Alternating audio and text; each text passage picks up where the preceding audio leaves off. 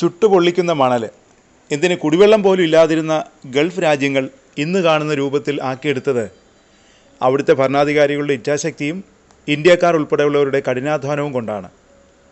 അതിലെടുത്തു പറയേണ്ട രാജ്യമാണ് Saudi Arabia. ഇന്ന് സമൃദ്ധിയുടെ ഉന്നതിയിൽ നിൽക്കുന്ന സൗദി അറേബ്യയുടെ തലവര മാറ്റാൻ പോകുന്ന പുതിയ വാർത്ത പുറത്തു വന്നിരിക്കുകയാണ്. സൗദി അറേബ്യയുടെ ഉടമസ്ഥതയിലുള്ള ആരാംകോയുടെ എണ്ണപ്പാടത്തിൽ ലിഥിയത്തിൻ്റെ വൻ ശേഖരം കണ്ടെത്തിയതായി റോയിറ്റേഴ്സാണ് റിപ്പോർട്ട് ചെയ്തിരിക്കുന്നത്. ഇതിനോടെ ലിഥിയം ഖനനത്തിനായി വ്യാവസായിക അടിസ്ഥാനത്തിൽ പുതിയ പര്യവേഷണം അധികം വൈകാതെ ആരംഭിക്കാനുള്ള നീക്കത്തിലാണ് സൗദി.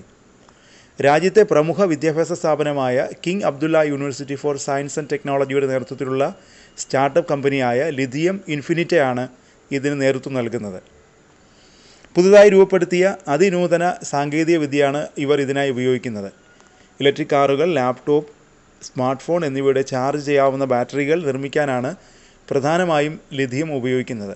ഏറ്റവും കുറഞ്ഞ സാന്ദ്രതയുള്ള ലോഹമായ ലിഥിയം ഉയർന്ന റിയാക്ടിവിറ്റിയുള്ള മൂലകങ്ങളിലൊന്നാണ്. വെളുത്ത സ്വർണം എന്നാണ് പൊതുവെ വിളിക്കുന്നത്. ചൈന, ഓസ്ട്രേലിയ, അർജൻറ്റീന, ചിലി തുടങ്ങിയ രാജ്യങ്ങളാണ് ലിഥിയം ഉൽപ്പാദനത്തിൽ മുന്നിൽ നിൽക്കുന്നത്. ഭൂമിക്കടിയിലോ ഉപരിതലത്തിലോ കാണപ്പെടുന്ന ബ്രൈൻ എന്നറിയപ്പെടുന്ന ഉപ്പ് മിശ്രിതത്തിൽ നിന്നാണ് ലിഥിയത്തെ വേർതിരിച്ചെടുക്കുന്നത്. പമ്പ് ചെയ്തെടുക്കുന്ന ഉപ്പുവെള്ളത്തെ തടാകം പോലെ കെട്ടി നിർത്തി ബാഷ്പീകരണത്തിലൂടെയാണ് ഇത് സാധ്യമാക്കുന്നത്. അതേസമയം പരമ്പരാഗത രീതിയേക്കാൾ എണ്ണപ്പാടത്തിൽ നിന്ന് ലിഥിയം വേർതിരിച്ചെടുക്കുന്നത് വളരെ ചെലവേറിയ പ്രക്രിയയാണ്. എന്നാലും വരും കാലങ്ങളിൽ ലിഥിയത്തിൻ്റെ ആവശ്യകത കൂടുമെന്നും വൻ വില കിട്ടുമെന്നുമാണ് സൗദിയുടെ പ്രതീക്ഷ.